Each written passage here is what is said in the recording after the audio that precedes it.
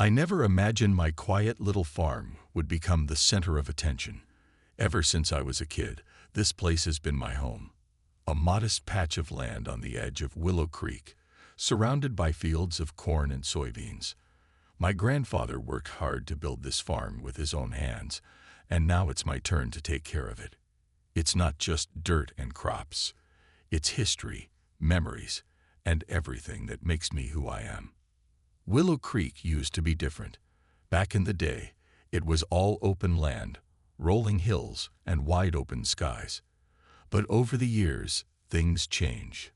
Developers started buying up plots of land, building rows of identical houses with perfect lawns and white picket fences. About 5 years ago, they formed a homeowners association, HOA for short, to keep everything looking neat and tidy. The HOAs are groups that set rules for neighborhoods, like how tall your grass can grow or what color you can paint your front door. But here's the thing.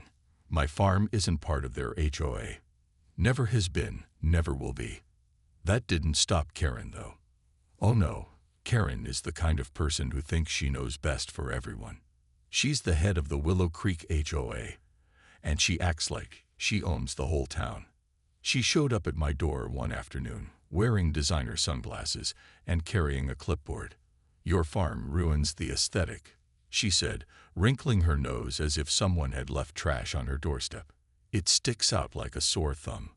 She made me an offer then, a lot of money, more than I'd ever dreamed of earning from farming. She wanted me to sell my land so they could expand their fancy neighborhood. But selling wasn't an option. This farm isn't just property, it's my family's legacy. So I told her no, politely but firmly. Karen didn't like that answer. At first, she tried sweet-talking me, saying things like, "Think about the future value of your land." When that didn't work, she switched gears. She started showing up uninvited, leaving notes on my gate, and even calling late at night to discuss her proposal. Each time, I stood my ground. I figured eventually she'd give up and move on to someone else. Boy, was I wrong. One morning, I woke up to find orange spray paint marking lines across my fields. Bright orange stakes had been hammered into the soil overnight, cutting through rows of young soybean plants. A big sign near the road read, "Future Development Site, Willow Creek Estates Expansion." My heart sank. What was happening? How could they do this? I called the local zoning office right away. Turns out, Karen had filed a complaint against me. She claimed my farm violated some ridiculous noise rule because of Clive, my rooster.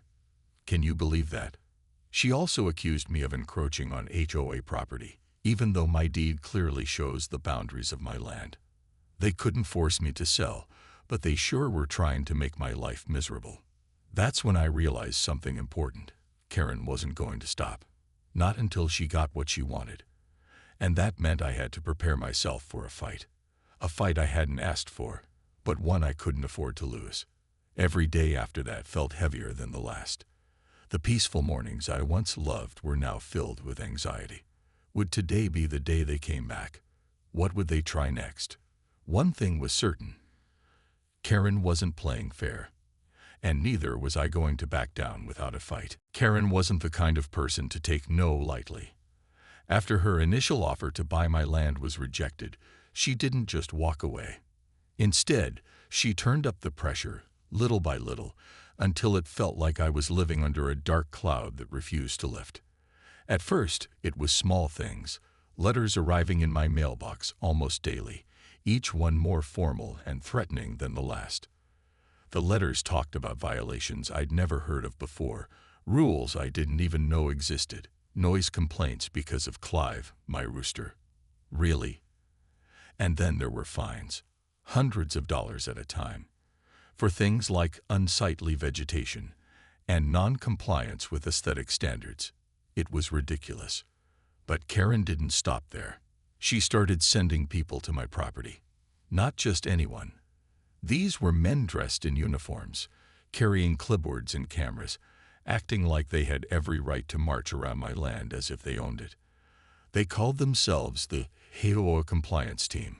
But let's be honest, They looked less like inspectors and more like hired muscle. Big guys with scowls on their faces, ready to intimidate anyone who dared stand in their way.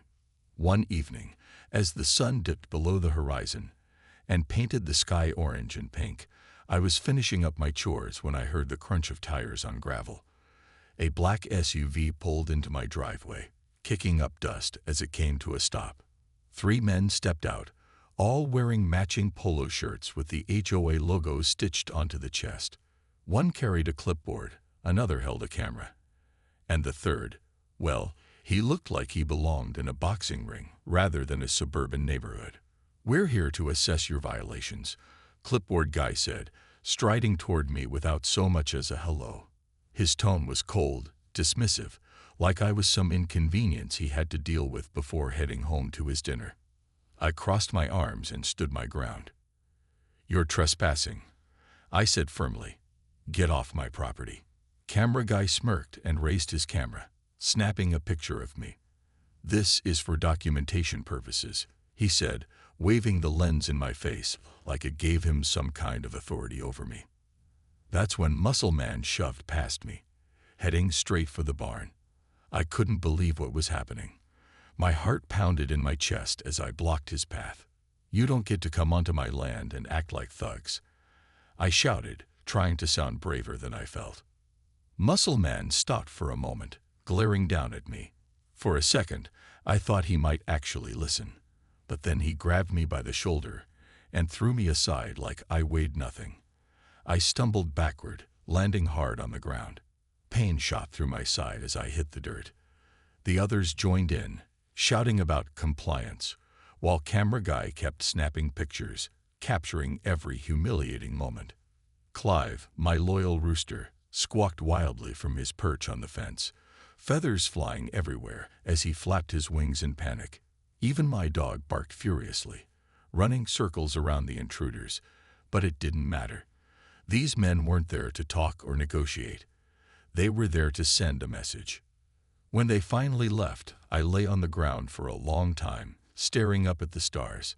My body ached, and my mind raced with questions. How could this happen? Why did Karen think she had the right to treat me this way? I knew one thing for sure. I couldn't let this go unanswered. The night after the HOA compliance team stormed my property, I couldn't sleep. Every time I closed my eyes, I saw their faces, cold, unfeeling, like they were playing a game where I was the pawn.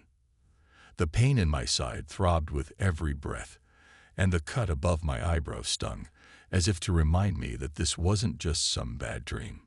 It was real. They had come onto my land, hurt me, and trampled over everything I held dear. And for what? Because Karen wanted my farm to look pretty for her neighborhood. By morning, the shock had turned into something else. Anger. Pure, burning anger. I wasn't going to let them get away with this. Not without a fight.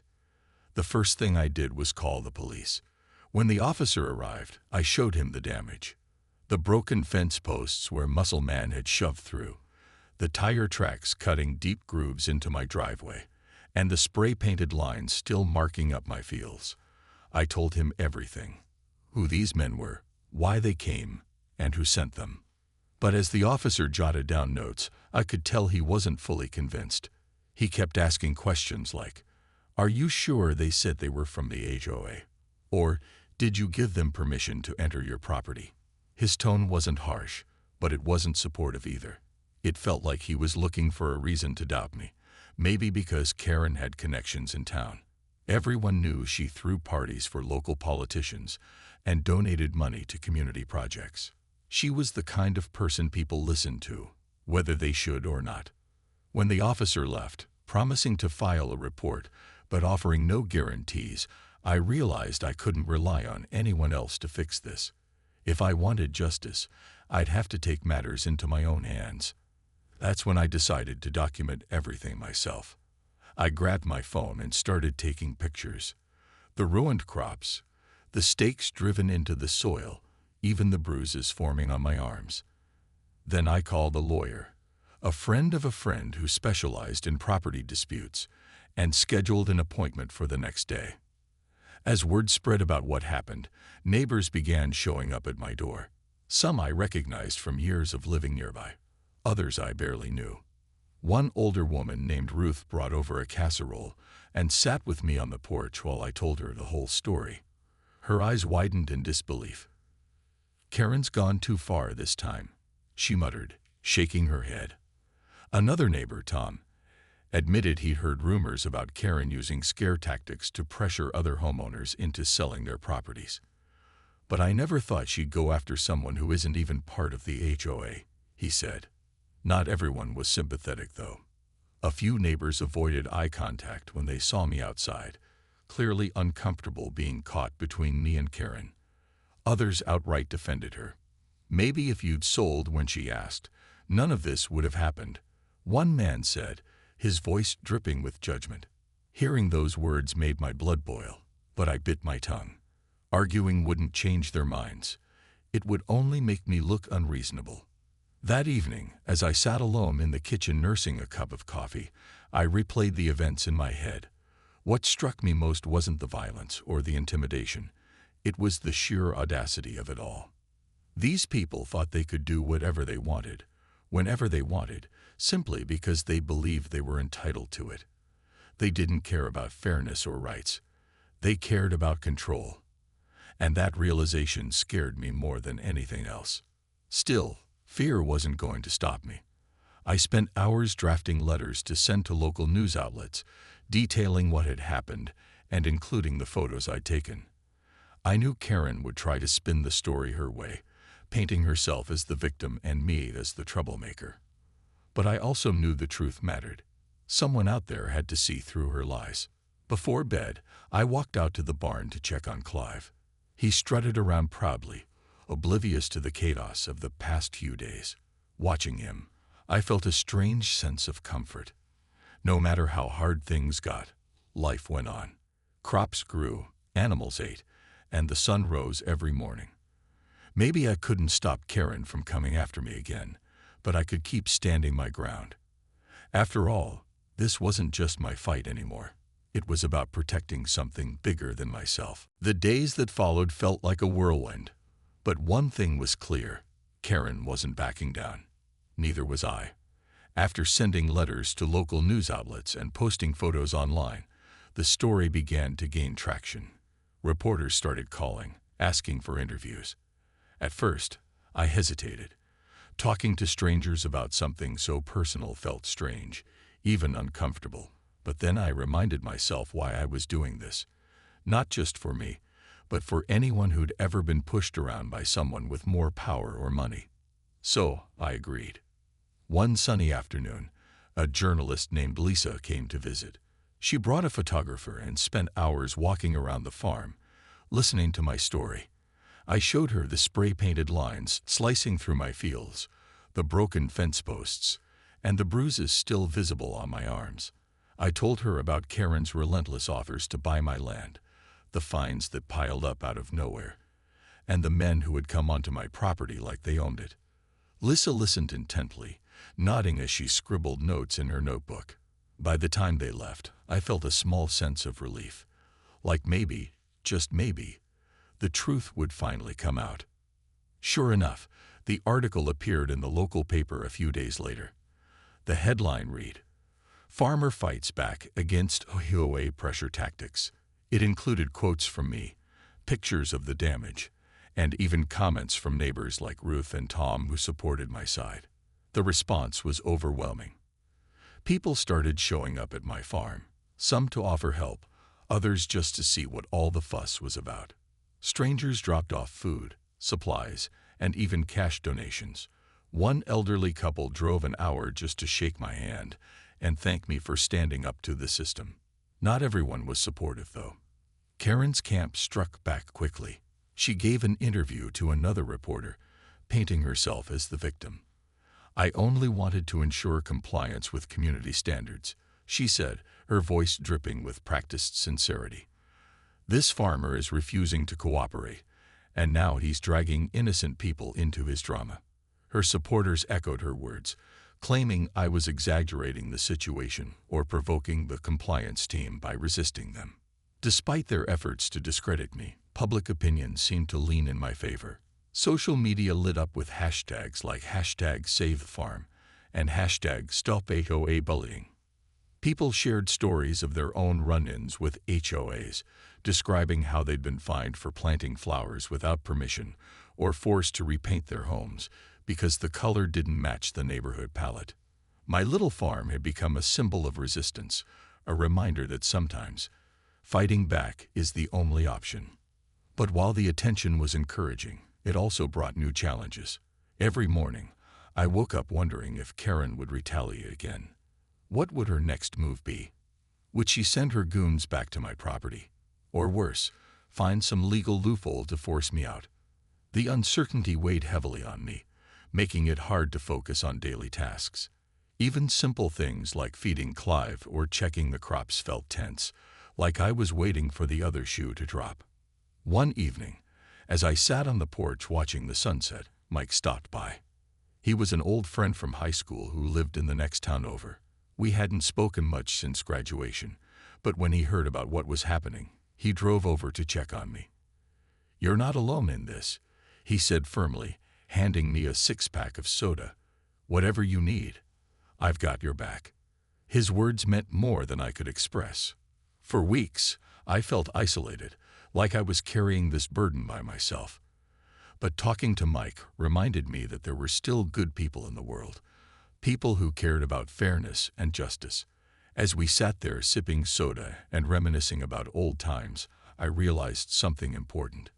This fight wasn't just about saving my farm anymore.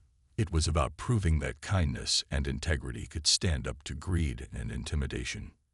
Still, I knew the road ahead wouldn't be easy. Karen wasn't going to give up without a fight, and neither was I. Whatever happened next, I vowed to stay strong. For my family, for my neighbors, and for anyone else who believed in doing the right thing, no matter how hard it might be. The momentum from the news coverage was building, but so was the tension in Willow Creek. The town seemed to split right down the middle, those who supported me and those who backed Karen. It wasn't just idle chatter anymore. It seeped into every corner of daily life. At the grocery store, people would either pat me on the back or glare at me as if I were the villain in this story. One woman even told her child to stop staring at me while we stood in line at the checkout counter. "Don't look," she whispered sharply, pulling her kid closer. That moment stung more than I expected. It reminded me that no matter how much support I had, there were still plenty of people willing to side with Karen. Karen herself didn't stay quiet for long. She organized a meeting at the community center, inviting residents to discuss neighborhood harmony. A friend tipped me off about it, so I decided to attend, not to argue, but to hear what she had to say. When I walked in, the room fell silent. Dozens of eyes turned to me, some curious, others hostile. Karen stood at the front, wearing an expensive blazer and flashing her trademark smile. She greeted everyone warmly before launching into her speech. "This isn't about one person or one property," she began, her voice smooth and confident. "It's about preserving the values that make Willow Creek special. We all want our community to thrive, don't we?" She went on like this for a while, carefully avoiding any mention of my name or the farm. But the message was clear. I was the obstacle standing in the way of progress. When she opened the floor for questions, hands shot up immediately. Some neighbors praised her efforts, calling me stubborn and unreasonable. Others spoke up in my defense. Ruth, the older woman who'd brought me a casserole, stood up and addressed the crowd. "I've known this farmer for years," she said firmly. "He works hard, takes care of his land, and hasn't done anything wrong. Why are we treating him like a criminal?" Her words sparked a heated debate. Voices rose, tempers flared, and soon the room felt like it might burst into chaos. Karen tried to regain control, but the damage was done. For the first time, her polished image cracked under the weight of public scrutiny. As the meeting dragged on, I noticed something surprising. A growing number of people seemed to doubt her motives. Even some of her usual supporters looked uneasy, shifting uncomfortably in their seats. Afterward, a few neighbors approached me privately. One man named Greg admitted he'd initially sided with Karen, but changed his mind after reading the article. "I didn't realize how far she'd gone," he said quietly. "This isn't right." Another neighbor handed me a flyer advertising an upcoming protest outside Karen's house. "We're organizing a peaceful demonstration," she explained. "You're not alone." Despite the encouragement, the stress was relentless. Every knock on my door made my heart race. Was it another reporter, a supporter, or someone sent by Karen to intimidate me further? Sleep became elusive, my mind racing with worst-case scenarios. What if they found a way to take my land? What if the legal battle drained every penny I had? The uncertainty gnawed at me, turning even the simplest tasks into monumental challenges. One morning, as I fed Clive and checked on the crops, I paused to take in the scene around me. The sun cast golden light over the fields, highlighting the rows of corn swaying gently in the breeze. Despite everything, the threats, the fines, the violence, I still loved this place. This land wasn't just dirt and plants, it was home. And I realized something important. Losing wasn't an option. No matter how hard things got, I couldn't let fear dictate my decisions. If I gave up now, it wouldn't just be my loss. It would be a victory for anyone who thought bullying and intimidation were acceptable ways to get what they wanted. As I stood there, watching the sunrise paint the sky in hues of orange and pink, I felt a renewed sense of purpose. This fight wasn't just about me anymore. It was about proving that kindness, resilience, and integrity could stand up to greed and power. Whatever happened next, I vowed to keep going. For myself, for my family, and for everyone counting on me to see this through. As the protest outside Karen's house unfolded, it became clear that this fight was no longer just about my farm. It had grown into something much bigger. Dozens of people showed up, holding signs with messages like, "Stop HOA bullying," and "Justice for farmers." Some were neighbors I recognized. Others were strangers who'd driven from nearby towns to show their support. The energy in the air was electric, a mix of anger and hope that buzzed through the crowd. Horns honked in solidarity as cars drove by, slowing down so passengers could cheer or wave. Karen wasn't home during the protest, or at least she pretended not to be, but her absence didn't stop the demonstrators. They chanted slogans, shared stories of their own run-ins with HOAs, and passed around petitions demanding stricter regulations on how homeowners associations operated. Local news crews arrived to cover the event, and soon the story spread beyond Willow Creek, reaching statewide headlines. For the first time, I felt like we weren't just fighting against Karen anymore. We were fighting for change, for accountability, fairness, and respect. But while the protest brought attention, it also intensified the backlash. Karen's supporters doubled down, accusing me of stirring up trouble and exploiting the situation for personal gain. Flyers appeared around town claiming I was greedy for refusing to sell my land despite the lucrative offers. Others suggested I was using the media to ruin Karen's reputation out of spite. These accusations stung, not because they were true, but because they highlighted how far some people would go to protect someone like Karen, someone who thrived on control and manipulation. The legal battle continued to drag on too. My lawyer filed a lawsuit against the HOA, naming Karen personally as a defendant. Evidence mounted. Emails detailing her plans to seize my property, witness testimonies from former HOA members describing her aggressive tactics, and even footage from a neighbor's security camera capturing the assault on my farm. Still, Karen denied involvement, insisting she'd merely been trying to enforce community standards. Things escalated further when one of Karen's closest allies, a man named Steve who served as the HOA treasurer, approached me privately. He claimed he wanted to help, offering to provide internal documents proving Karen's misconduct in exchange for immunity from the lawsuit. At first, I was skeptical. Was this a trap? A ploy to make me look untrustworthy? But after consulting with my lawyer, I agreed to meet him discreetly at a diner outside town. Steve arrived looking nervous, glancing over his shoulder, as if expecting someone to follow him. He slid a folder across the table, his hands trembling slightly. Inside were memos, meeting notes, and financial records exposing Karen's schemes, not just targeting me but other homeowners as well. One document outlined a plan to pressure elderly residents into selling their properties by threatening them with exorbitant fines.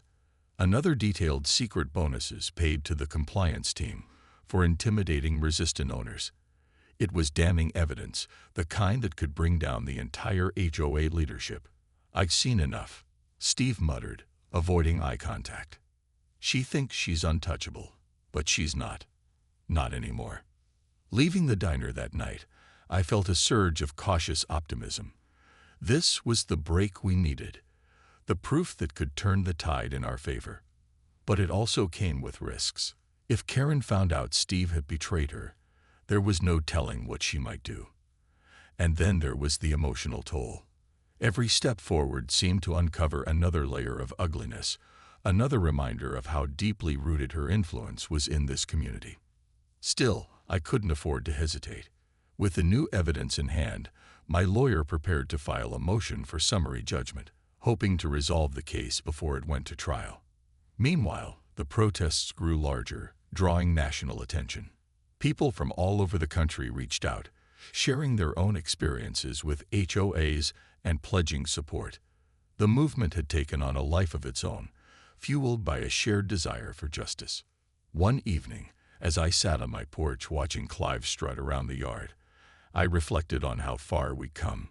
What started as a personal struggle had become a rallying cry for anyone who'd ever felt powerless against systems designed to silence them. Winning wouldn't erase the pain or undo the damage, but it would send a message that standing up for what's right is always worth it, no matter how hard the fight may seem. The final chapter of this battle came sooner than I expected, though it didn't feel like a victory at first.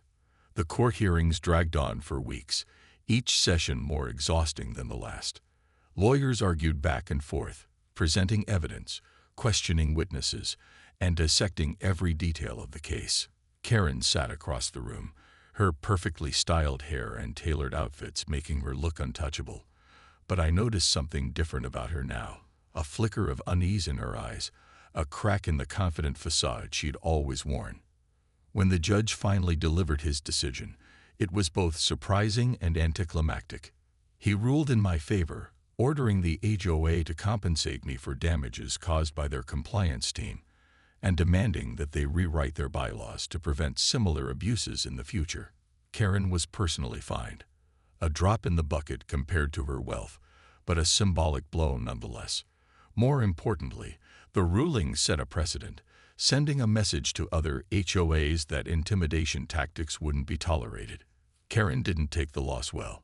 Within days, the HOA board held an emergency meeting and voted unanimously to remove her as president.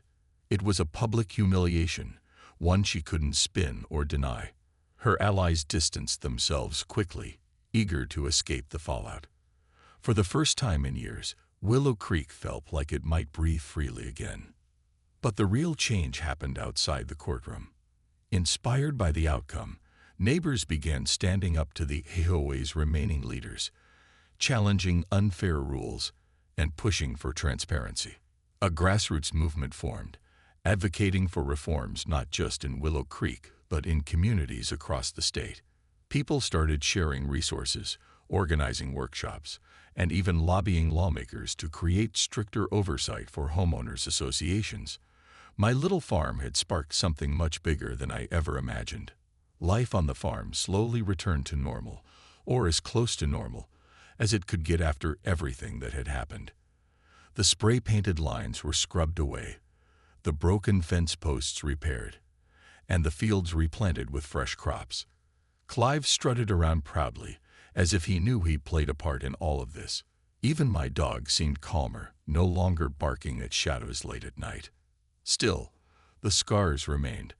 Every time I walked past the spot where Muscle Man had shoved me to the ground, I felt a pang of anger mixed with sadness. The bruises had faded, but the memories lingered. So did the fear, though it wasn't as sharp or paralyzing as before. Instead, It reminded me of how fragile peace can be when people prioritize power over kindness. One crisp autumn morning, I stood at the edge of my field, watching the sun rise over the horizon. The air smelled of earth and harvest, the kind of scent that always made me feel grounded. Ruth pulled up in her car, bringing another casserole and a warm smile. "You've done good," she said simply, placing a hand on my shoulder. Her words meant more than any headline or court ruling ever could. Later that day, I visited my grandfather's grave. I told him about everything that had happened: the fight, the fear, the triumph. "I hope you're proud," I whispered, running my fingers over the weathered headstone. In that moment, I realized something important. This land wasn't mine alone. It belonged to everyone who had worked it, loved it, and fought for it, including him. As I drove home, I passed rows of houses with their neatly trimmed lawns and matching mailboxes. Some residents waved, others stared blankly, and a few still scowled. But none of that mattered anymore. What mattered was that I'd stood my ground, not just for myself, but for anyone who believed in fairness and integrity. And so, life went on. The battle may have ended, but the lessons stayed with me. Sometimes, doing the right thing means standing alone. Sometimes, it means fighting against odds that seem impossible to overcome. But in the end, it's worth it for your family, your community, and most importantly, yourself. Because deep down, we all need something to believe in. And for me, that something will always be this farm.